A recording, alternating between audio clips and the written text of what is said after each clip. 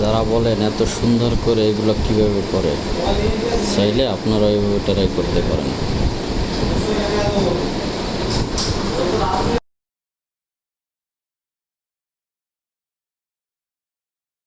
এরপর আপনাদেরকে দেখাবো বড় রুটি কিভাবে তৈরি করে।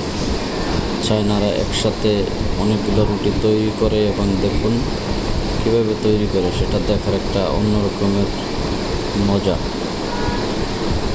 এবং খেতেও দারুণ সুস্বাদু। এই যে দেখুন, পুরো প্রসেসিংটা আজকে আপনাদেরকে দেখাবো। ভিডিওটি ভালো লাগলে অবশ্যই ফলো দিয়ে পাশে থাকবেন।